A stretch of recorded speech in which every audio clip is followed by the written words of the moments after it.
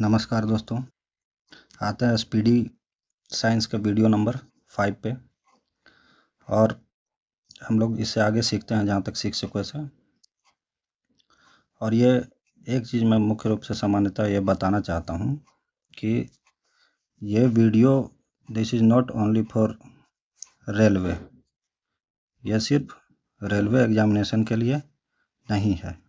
ये आप किसी भी एग्ज़ाम को दे रहे हो, कोई भी स्टेट पीसीएस का एग्ज़ाम, दे रहा हो, जैसे कि बीपीएससी, जेपीएससी, किसी भी स्टेट पीसीएस का एग्ज़ाम हो, या फिर किसी भी स्टेट के एसएससी का एग्ज़ाम हो, किसी भी स्टेट में एसएससी का एग्ज़ाम हो, या फिर अन्य कोई भी एग्ज़ाम हो जिसमें जीएस जनरल साइंस पूछा जाता है या जनरल स्टडीज़ का क्वेश्चन पूछा जाता है, उसमें साइंस से रिलेटेड जो क्वेश्चन पूछा जाता है उसके लिए ये फ़ायदेमंद है। और ये उन लोगों को अवश्य देखना चाहिए जो स्टेट पीसीएस का प्रिपरेशन में है, बीपीएससी, जेपीएससी और रेलवे, एसएससी, किसी के प्रिपरेशन में है, उन्हें देखना चाहिए। इसलिए देखना चाहिए क्योंकि इसमें कॉन्सेप्ट जो डेवलप किया जा रहा है, जो कॉन्सेप्ट का डिस्कशन किया जाता है, वो किसी न किसी रूप में उसका सोर्स एनसीईआरटी बुक है, किसी न किसी रूप में उसका सोर्स एनसीईआरटी बुक है। इसका जिक्र कहीं ना कहीं एनसीईआरटी के बुक में है, चाहे वो 6, 7, 8, 9, 10th, 11th या 12th के एनसीईआरटी के बुक में है। तो इसको मुख्य रूप से किसी एक एग्जाम ओरिएंटेड नहीं है, आप इसे देखने का प्रयास करेंगे। तो आगे पढ़ते हैं हम पढ़ते हैं कि क्वेश्चन जैसे कि निषेचन सामान्यतः कहाँ होता है। निषेचन का मतलब होता है, हिंदी में निषेचन है, उसको इंग्लिश में बोलते हैं फर्टिलाइजेशन। इंग्लिश में क्या बोलते हैं? फर्टिलाइजेशन बोलते हैं। और फर्टिलाइजेशन कहाँ संभव होता है? तो ये फर्टिलाइजेशन फीमेल ऑर्गन पार्ट में संभव होता है। ये फर्टिलाइजेशन मेल ऑर्गन पार्ट में नहीं संभव होता है। आदमी के शरीर में फर्टिलाइजेशन संभव नहीं है। संभव होगा तो कहाँ? फीमेल, जो मादा ये जनन अंग होगा, उसमें फर्टिलाइजेशन, निषेचन की प्रक्रिया होती है। पेड़ पौधे में भी निषेचन की प्रक्रिया होती है। तो इसलिए कहा जाता है कि फूल जो होता है, फ्लावर एक रिप्रोडक्टिव पार्ट है, रिप्रोडक्टिव ऑर्गन है। पेड़ पौधे का फ्लावर जो होता है एक मादा जनन अंग होता है, जहाँ से कि फल बनता है। तो फर्टिलाइजेशन टेक प्लेस इन, निषेचन सामान्यतः कहाँ होता है हम इस पे जानते हैं। तो निषेचन का मतलब हम पढ़ लिए कि फर्टिलाइजेशन होता है, और फर्टिलाइजेशन कहाँ होता है? ये वुमेन बॉडी में होगा, मादा जनन अंग में होगा। मादा जनन अंग में फर्टिलाइजेशन की प्रक्रिया कहाँ होती है? तो फ्लोपियन ट्यूब में होती है, फ्लोपियन ट्यूब में, जिसको कि हिंदी में डिंब वाहिनी भी कहा जाता है, डिंब वाहिनी नली। ये इस तरह की आकृति होती है, फ्लोपियन ट्यूब की इस तरह की आकृति होती है। इस तरह की आकृति होती है। तो यहाँ से फीमेल का एक पार्ट और यहाँ से मेल का एक पार्ट आता है, और यहाँ पे दोनों मिलता है। मिल करके दोनों जो फॉर्म होता है महिला का अंडाशय, और इधर से मेल का स्पर्म, ये दोनों मिक्सअप होता है, और मिक्स होकर के जो बनता है उसको कहते हैं जाइगोट। उसको क्या कहते हैं? जाइगोट। दोनों जो मिल जाता है तो वो जाइगोट फॉर्म करता है। इसको इंग्लिश में बायोलॉजी के टर्म में जाइगोट बोला जाता है। ध्यान रखिएगा, क्या बोला जाता है? जाइगोट। जाइगोट क्या है? जब एक फीमेल का अंडाशय और मेल का स्पर्म दोनों मैच करेगा तो जाइगोट बना देगा। और ये फ्लोपियन ट्यूब क्या है? यही फ्लोपियन ट्यूब है, यही जो है कि दोनों तरफ ये फ्लोपियन ट्यूब होता है। फ्लोपियन ट्यूब होता है, ये दोनों तरफ फ्लोपियन ट्यूब होता है।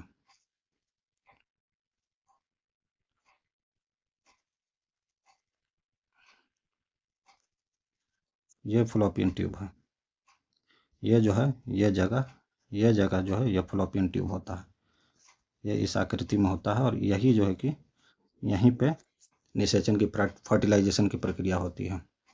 तो फीमेल ऑर्गन पार्ट का डायग्राम देख लीजिएगा और उसमें ये जो है कि ये फ्लोपियन ट्यूब होता है दोनों तरफ, ये और ये फ्लोपियन ट्यूब होता है। तो यहीं पे फर्टिलाइजेशन टेक्स प्लेस और जब मेल का स्पर्म, मेल का जो होता है वीर और महिला का जो होता है अंडाशय मिलता है तो दोनों जाइगोट फॉर्म करते हैं, जाइगोट बनाते हैं, यह ध्यान में रखिएगा। चलिए, तो निषेचन की प्रक्रिया, निषेचन पढ़ लिए कि फ्लोपियन ट्यूब में होता है। और ये फिर क्वेश्चन है कि कृत्रिम वीर्य सेचन के उद्देश्य से वृषभ वीर्य, वृषभ बैल को कहा जाता है, ऑक्स, जो उसका सीमन कहलाता है, वीर्य को सीमन बोलते हैं।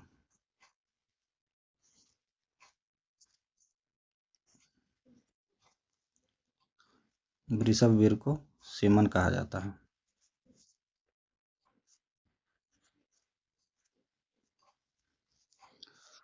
तो वृषभ वीर्य को से कहता है कि संचित किया जाता है, स्टोर किया जाता है द्रव्य नाइट्रोजन में। क्यों द्रव्य नाइट्रोजन में स्टोर किया जाता है?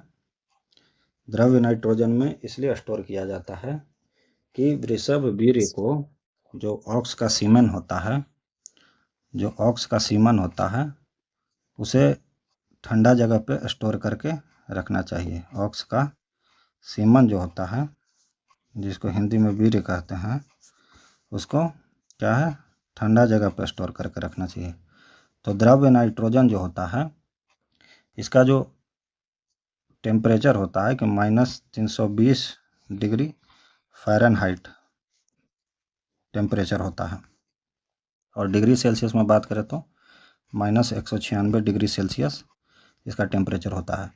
तो ये कारण है कि ये कूल होता है, बहुत ठंडा होता है, जिसके वजह से कृत्रिम वीर्य का संचय जो है कि इस ठंडे जगह पे किया जाता है ताकि ये सेफ रह सके और अच्छे से स्टोर रह सके, इसमें खराबी ना आ जाए।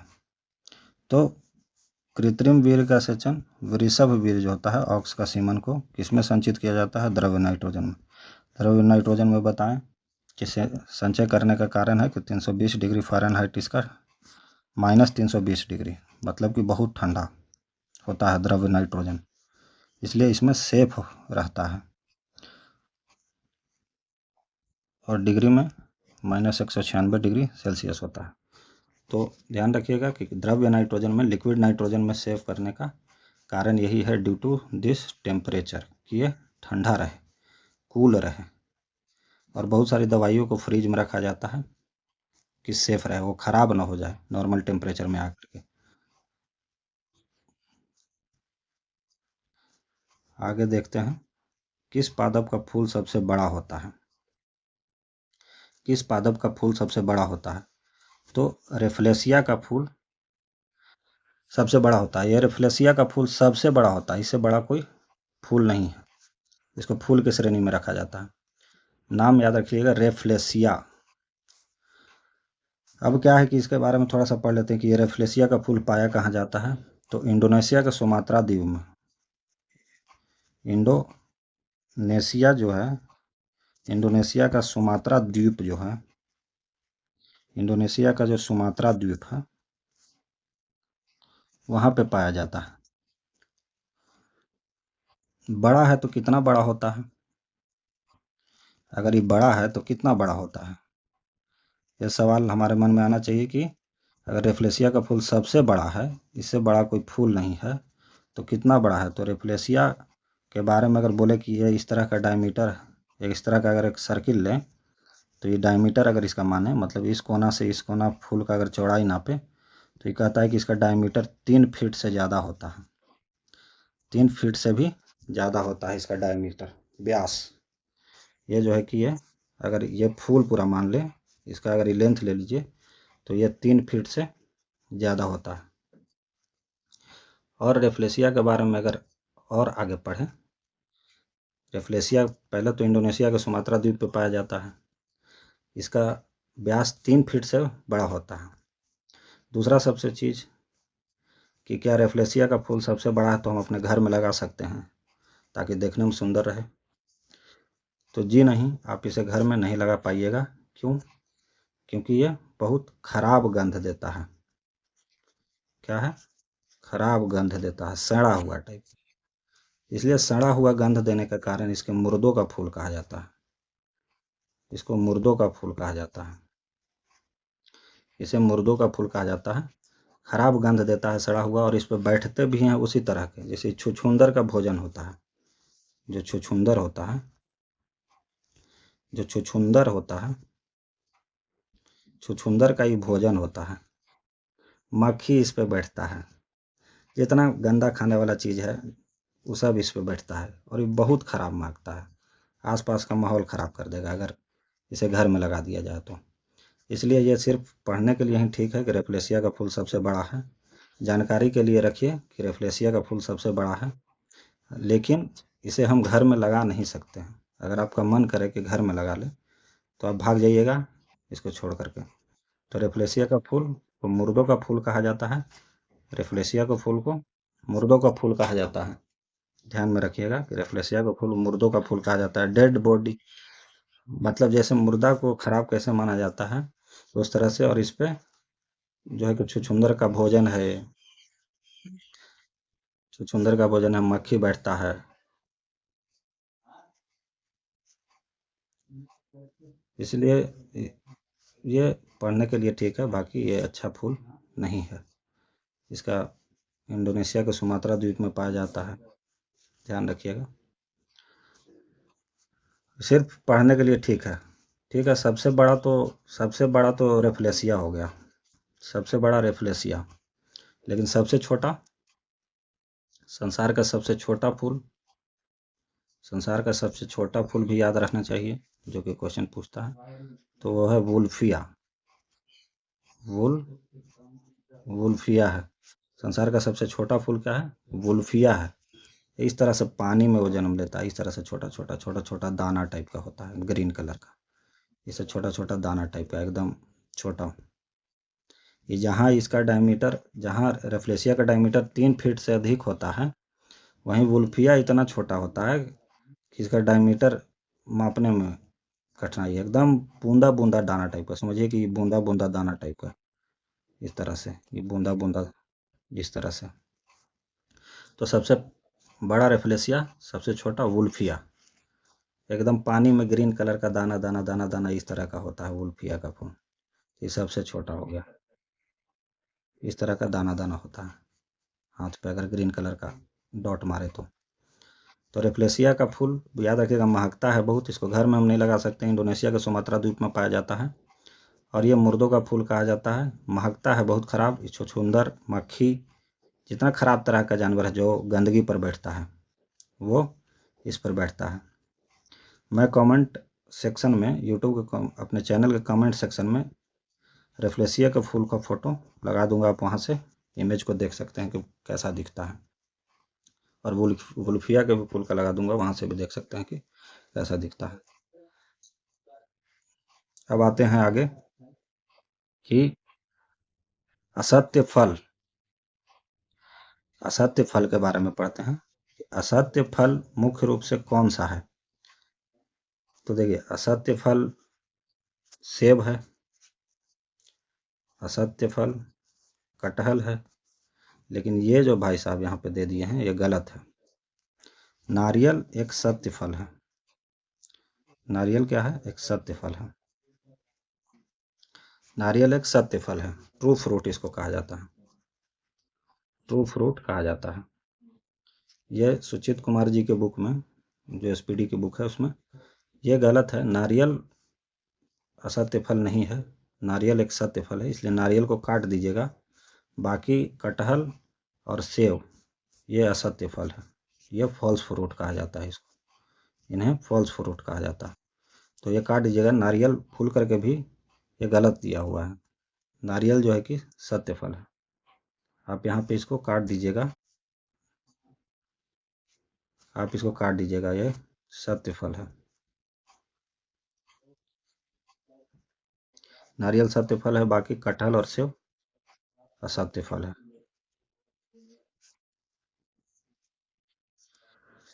हमें इतना ही जानने से काम नहीं चलेगा, हम एग्जाम में रटते रह जाएंगे सत्य फल असत्य फल। आखिर ये सत्य असत्य का कॉन्सेप्ट क्या है? अरे सेब भी तो फल ही है, लेकिन असत्य क्यों कहते हैं? कटहल भी खाते ही हैं, सब तो खाने वाला है, तो कौन सत्य है कौन असत्य है? या सत्य सत्य का डिसीजन कौन ले लिया? क्यों कह दिया गया कि असत्य फल है और क्यों कह दिया गया कि सत्य फल है? क्या दिक्कत है? असत्य और सत्य कौन कह दिया? सेब को क्यों असत्य कह दिया गया? कटहल को क्यों असत्य कह दिया गया? और नारियल को क्यों सत्य कह दिया गया? या और भी जो 85% 90% जो फ्रूट हैं, 90% जो फ्रूट हैं वो सत्य फल हैं, बाकी जो बच जाते हैं वो असत्य फल है। करीब करीब 90% फ्रूट सत्य फल में आते हैं, ट्रू फ्रूट में आते हैं। तो हम बोले कि ये सत्य और असत्य का डिसीजन कौन ले लिया? तो इसको थोड़ा सा हम कॉन्सेप्ट इस पर डेवलप कर लेते हैं कि असत्य फल, जैसे कि सत्य फल कौन हो गया? बोटनोलॉजिस्ट जो है कि जो बोटनोलॉजिस्ट हैं, जब फल का वर्गीकरण किया गया तो जनरली उनका मानना था कि फल कोई भी फल जब बनता है, कोई भी फ्रूट जब बनता है, कोई भी फ्रूट के बनने की जो प्रक्रिया होती है, तो वो कहता है कि जैसे ये मान लीजिए कि स्ट्रक्चर है फूल का, तो यहाँ पे इसका अंडाशय होता है फूल में, यहाँ अंडाशय होता है जिसको कि ओवरी कहते हैं, OVARY ओवरी, हिंदी में कहते हैं अंडाशय, हिंदी में कहते हैं अंडाशय। तो बोटनोलॉजिस्ट का कहना था कि सत्य फल वही है जो किसी भी फूल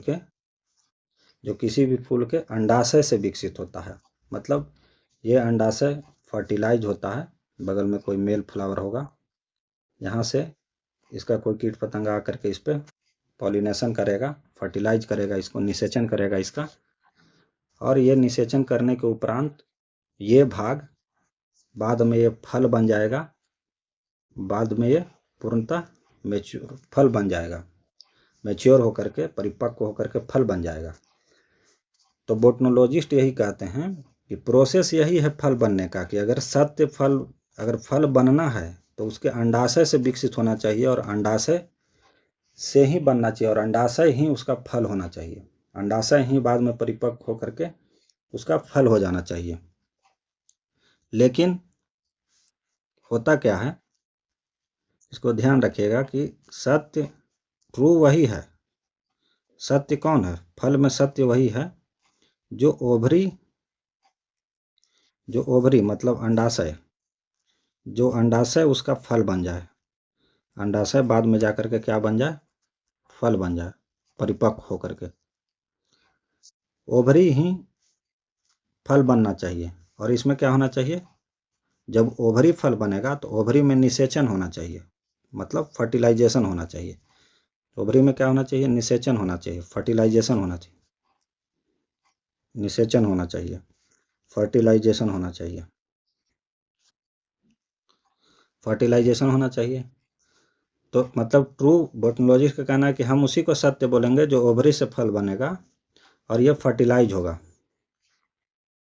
लेकिन कुछ फल ऐसा है, समझिए, ट्रू फ्रूट का परिभाषा यही है कि ट्रू फ्रूट उसी को बोलेंगे जो ओवरी से बनेगा, जो अंडाशय से विकसित होकर के फल बनेगा, बाकी कोई और फूल का भाग उसमें हिस्सेदार नहीं होगा, सिर्फ ovary, only and only ovary, अंडाशय। हम अंडाशय को ही परिपक्व होने के बाद खाते हैं, जो सत्य फल है उसका, उसमें निषेचन की प्रक्रिया होगी, उसमें फर्टिलाइजेशन होगा, उसमें निषेचन की प्रक्रिया होगी, उसमें फर्टिलाइजेशन होगा। लेकिन कुछ कुछ जो कुछ कुछ फ्रूट होता है वो इतना जिद्दी होता है, जैसे ट्रू फ्रूट का बताएं हैं कि ट्रू फ्रूट बोला कि इसमें ओवरी से फल बनना चाहिए, अंडाशय से, ओवरी मतलब अंडाशय से, अंडाशय से परिपक्व होकर के फल बनना चाहिए। हम बताएं कि ओवरी इस तरह का स्ट्रक्चर में यहाँ पे ओवरी होता है, ये मान लीजिए फूल है, तो यही जो है कि बाद में बड़ा होकर के इस तरह से फल बन जाता है, और इसका जो ई फ्लावर का और वाला पार्ट है यहाँ आके चिपक जाता है, इससे बन जाता है। तो ये जो है कि फल बन गया, ये क्या है, ओवरी है। तो ट्रू फ्रूट का डिफिनीशन यही है कि जो ओवरी से बने उसी को ओवरी का परिपक्व होकर के फल बने जिसको खाते हैं, मतलब अंडाशय ही फल बन जाता है ट्रू फ्रूट में। और नियम यही है, क्या है, रूल यही है, रूल यही है फल बनने का, रूल यही है फल बनने का, कि अंडाशय से ही फल बनना चाहिए, कि ओवरी उसमें पार्ट होना चाहिए और फर्टिलाइजेशन होना चाहिए। लेकिन बोटोलॉजिस्ट कहते हैं कि रूल यही है कि फल किससे बनना चाहिए, तो अंडाशय से बनना चाहिए, ओवरी से बनना चाहिए, वही सत्य फल है, सत्य तरीका यही है, सही तरीका यही है। लेकिन कुछ फल इतना जिद्दी होता है, वो बोलता है कि हम ओवरी से नहीं बनेंगे। कुछ फल इतना जिद्दी होता है कि जैसे ये फूल लगा, ओवरी है ही, तो ये बोलता है कि नहीं, यहाँ पे फर्टिलाइजेशन हुआ, पॉलिनेशन होकर के आएगा मेल ऑर्गन पार्ट से, तो ये कहता है कि नहीं, हम यहाँ नहीं बनेंगे, हम ओवरी क्या करता है, नीचे गिर जाता है। और नीचे गिरने के कारण क्या है कि यहाँ पर फल बनने लगता है, जिसको थैलमस कहते हैं, पुष्पासन कहते हैं। एक चीज़ थोड़ा सा समझ लीजिएगा कि जैसे पुष्प में ओवरी हुआ, और ये जिस पर टीका रहता है फूल,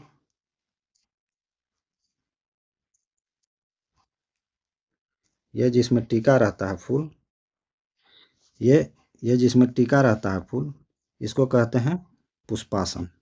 जैसे पुष्प कोई आसन दिए हुए, ये टीका दिए, आसन दिए हुए, तो इसको बोलते हैं पुष्पासन, इसको बोलते हैं पुष्पासन। इसको इंग्लिश में क्या बोलते हैं, थैलमस, इंग्लिश में क्या बोलते हैं, थैलमस बोलते हैं। तो ये जो पुष्पासन दिए हुए, तो कहता है कि ओवरी में हम नहीं बनेंगे, जैसे सेव टाइप का जो फल है, सेव और कटहल टाइप का, ये बोलता है कि हम नहीं बनेंगे, हम इस तरीका को फॉलो नहीं करेंगे, ओवरी से हम फल नहीं बनेंगे। ये इसका आता है यहाँ पे पुष्पासन में गिर जाता है आकर के किसी कारणवश, और ये गिरने के कारण ये यहीं पे फूलने लगता है, और इस तरह से ये यहाँ पे फल बना देता है। अब इसका सेव का स्ट्रक्चर क्या है कि ये फूल जब लगता है इसका सेव का, मान लीजिए सेव है, तो फूल इसका मुंह पे आकर के इसे सूख जाता है, देखे होंगे, और नीचे में इसे डंठल रहता है, नीचे में इसे डंठल रहता है। तो ये जो पार्ट है, ये क्या है, ये पुष्पासन, ये पुष्पासन है। सेव को देखिएगा आप, ये पुष्पासन है, क्या है, थैलमस है, इंग्लिश में क्या बोलते हैं, थैलमस बोलते हैं इसको। तो ये पुष्पासन में ही फल डेवलप हो गया इसका, ये नियमों के विरुद्ध काम करने लगा। ये बोला कि हम नियम नहीं फॉलो करेंगे, जो नियम है आपका कि ट्रू फ्रूट सत्य फल ओवरी ही मैच्योर होकर के फल बन जाना चाहिए, और अंडाशय ओवरी या अंडाशय ही मैच्योर होकर के फल बनता है, तो ये बोला कि हम नहीं फॉलो करेंगे। ये फूल को बोला कि चलो तुम मुंह पे जाओ, अब हम नीचे जा कर के पुष्पासन जो है ना, हम उसी में उसमें जा कर के फल बनेंगे, थैलमस में फल बनेंगे। तो यही पुष्पासन और थैलमस में फल बन जाता है। और प्रश्न यही पूछता है कि सेव के खाने वाला भाग क्या है, सेव में किस भाग को हम खाते हैं, तो सेव के हम पुष्पासन को खाते हैं, थैलमस को खाते हैं। और कटहल के किस भाग को हम खाते हैं, कटहल के किस भाग को हम खाते हैं, तो परिदल पुंज उसके हिंदी में बोलते हैं, परिदल पुंज, परिदल पुंज बोलते हैं उसको, पेरी, इंग्लिश में पेरी,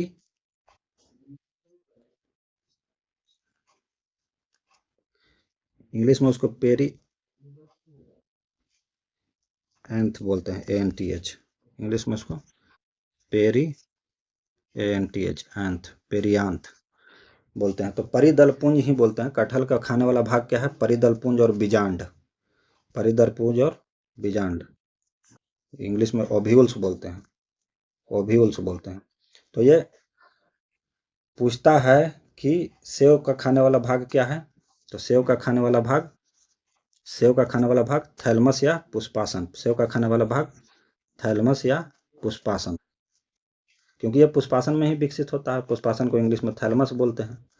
कटहल में परिदल पुंज, जिसको कि पेरी ANTH पेरियांथ बोलते हैं, परिदल पुंज। और बीजांड भी इसका खाया जाता है, जिसको कि ओव्यूल्स बोलते हैं इंग्लिश में, OVULES ओव्यूल्स। और बात आता है कि नारियल क्यों सत्व फल है। तो देखिए, नारियल जो है,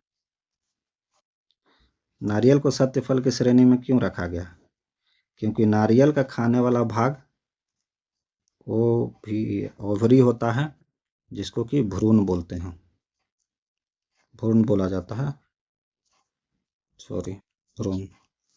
तो नारियल का खाने वाला भाग ये टेबल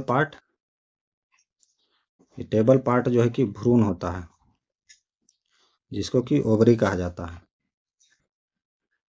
नारियल का। इसलिए जिसका भी खाने वाला भाग में भ्रूण होगा, ओवरी होगा, वो सत्य फल होगा। अब सवाल यहाँ पे ये उठता है कि हम कैसे पकड़ेंगे बहुत सारे फलों की श्रेणी में कि, तो जान लीजिए कि ट्रू फ्रूट का रूल क्या है कि ओवरी से क्या बनना चाहिए, फ्रूट बनना चाहिए, फल बनना चाहिए। अंडाशय से परिपक्व होकर के फल बनना चाहिए। लेकिन फॉल्स फ्रूट कहता है कि भाई हम तुम्हारे तरीका को फॉलो नहीं करने वाले हैं, तुमको जो करना है करो, हम इस ओवरी में फ्रूट नहीं बनाएंगे, हम चल जाएंगे पुष्पासन में, हम चल जाएंगे थैलमस में, इंग्लिश में थैलमस बोलते हैं, या हम किसी और पार्ट को का हिस्सा बना करके हम फल बना लेंगे। तो बोटनिस्ट बोले कि ये नियमों के विरुद्ध काम करता है, फॉल्स फ्रूट नियमों के विरुद्ध काम करता है। जो सेब है और जो कटहल है, ये सब नियमों के विरुद्ध काम करता है। लेकिन ट्रू फ्रूट उसको बोलेंगे जो ओवरी से फ्रूट बन जाए, जिसका अंडाशय ही फल बन जाए।